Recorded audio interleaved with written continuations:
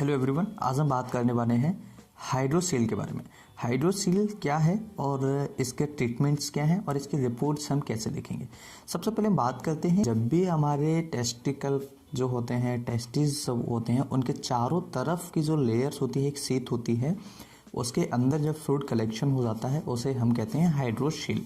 ठीक है, हाइड्रोसील हम जब उसके इन्वेस्टिगेशंस कराते हैं तो उसके लिए हाई रेजोल्यूशन यानी कि देखिए यहाँ पर एक दे रहे हैं ना 10.0 mH है ना जेड, यानी कि 10 mega hertz high frequency linear probe से इसका स्टडी किया जाता है। दूसरा, ये डिफरेंट टाइप्स के फ्रिक्वेंसीज मानी जाती है, अलग अलग फ्रिक्वेंसीज के ऊपर भी ये स्टडी की जाती है, जैसे थायराइड, ब्रेस्ट है, थायराइड है, एंड गायनिकोलॉजिकल स्टडीज़ या ओबस्टेटिक्स स्टडीज़ के लिए अलग अलग फ्रिक्वेंसीज का यूज किया जा सकता है। हम यहाँ बात करेंगे केवल टेस्टिस के बारे में, राइट एंड लेफ्ट टेस्टिस। देखिए यहाँ पर स्पर्मेटिक कॉर्ड के बारे में भी थोड़ी सी बात करेंगे।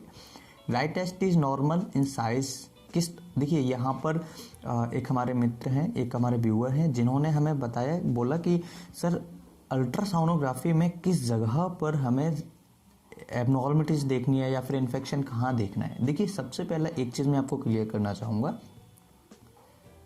कहीं भी अगर एबनॉर्मलिटीज आती है अल्ट्रासोनोग्राफी के अंदर तो वो डायरेक्टेड लिखी होगी।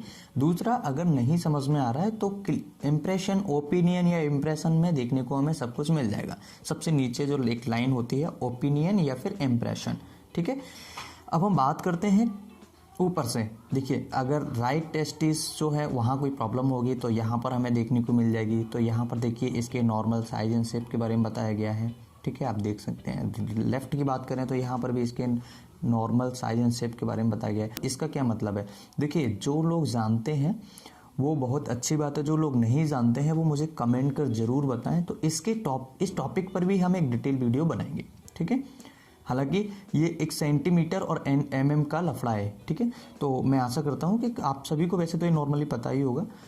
अब हम बात करते हैं माइल्ड एंड मॉडरेट। नीचे थोड़ा सा आते हैं, देखिए ये नॉर्मल है, ये भी नॉर्मल, इसमें यहाँ पर कोई मास लेजन हमें देखने को नहीं मिला है।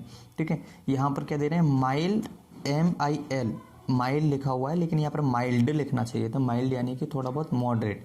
ठीक है, mild and moderate fluid collection seen in the scrotal sac on right sided with echoes, यानी कि इनका कहने का मतलब है जो राइट टेस्टिस है वहाँ पर थोड़ा सा हमें ये प्रॉब्लम देखने को मिल रही है, वहाँ पर थोड़ा सा फ्लूइड कलेक्शन देखने को मिला है। ठीक है, अब bilateral epididymis is seen normally, जो एपिडिडाइमिस होता है वो नॉर्मल है, कोई दिक्कत नहीं है। Right spermatic cord is thickened and oedematous. अब देखिए यहाँ पर क्या प्रॉब्लम हो रहा है, राइट स्पर्मेटिक कॉर्ड। अब राइट स्पर्मेटिक कॉर्ड क्या है, देखिए ये एक, हम ये समझ लेते हैं एक वायर है। एक वायर अगर हम लेंगे तो उसके अंदर कितने सारे तार निकलते हैं, उसके ऊपर प्लास्टिक का एक कवर होता है। जैसे कोई तार अगर लोगे तो उसके अंदर एक कितने सारे वायर्स होते हैं, है ना। तो इसी तरीके से उसके अंदर क्या होता है, नर्व्स, ब्लड वेसल्स वगैरह आई हुई होती हैं। बास डिफरेंस से मिलकर ये बना होता है, टिश्यूज हैं, सराउंडिंग टिश्यूज हैं, उससे मिलकर ये बना होता है। ठीक है, तो यहाँ पर क्या देखना है, उसकी जो मोटाई है वो थोड़ी सी हमें देखने को मिल रही है, और इडिमेटस यानी कि वहाँ पर इडिमा थोड़ा सा हमें देखने को मिल रहा है। ठीक है, राइट ओपिनियन की अगर हम बात करें तो इम्प्रेशन जो होता है या ओपिनियन जो होता है वो पैथोलॉजिस्ट के द्वारा दिया जाता है, जो कि एक पर्टिकुलर डिसीज या फिर एक पर्टिकुलर हाईलाइटेड कमेंट होता है, कमेंट कह सकते हैं, हाईलाइटेड होता है कि यहाँ पर हमें जरूर देखना है, ये चीज़ हमें जरूर देखनी है। ठीक है, राइट, देखिए right sided hydrocele, question mark लगा हुआ है, क्वेश्चन मार्क लगाए यानी कि यहाँ पर हमें सिंपल उन्होंने बता दिया है कि भैया अभी हमने ये कंफर्म नहीं किया है, लेकिन आप इसे क्लिनिकली कोरोलेट जरूर करें। क्लिनिकली कोरोलेट यानी कि अपने डॉक्टर की सलाह जरूर लें, है ना। क्लिनिकल उनको जरूर दिखाएं कि वहाँ पर कुछ प्रॉब्लम, साइज बड़ा हुआ है, साइज कम है या नहीं है ना। ट्रीटमेंट क्या होता है, अब देखिए यहाँ पर इन्फेक्टेड विथ फेनिकुलाइटिस। ठीक है, थोड़ा सा इन्फेक्शन जो है फेनिकुलाइटिस में हमें देखने को मिला है। आइटिस, देखिए आइटिस जहाँ पर लग गया यानी कि इन्फ्लामेशन, है ना। एक चीज़ हमेशा याद रखिए मेडिकल लैंग्वेज, अगर आइटिस जहाँ ITIS जहाँ लग गया, आइटिस जहाँ लग गया यानी कि इन्फ्लामेशन हो रहा है वहाँ पे। ठीक है, तो ये है एक टेस्टिस की अल्ट्रासोनोग्राफी, है ना।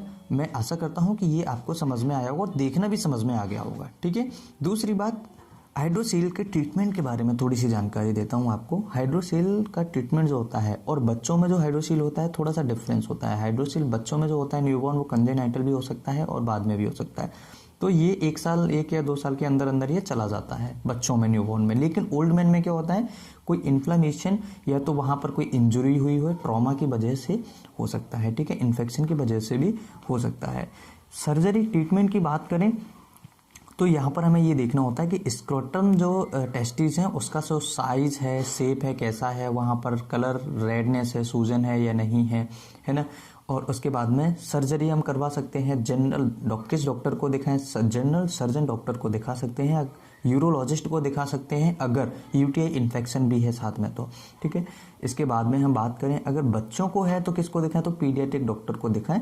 पीडियाट्रिक डॉक्टर्स जो हैं वो आपको सजेस्ट करेंगे कि किस डॉक्टर के पास भेजना है या उनका केस है या नहीं है। सो आई होप ये वीडियो आपको समझ में आया होगा। वीडियो पसंद आए तो लाइक करना, चैनल को सब्सक्राइब करना।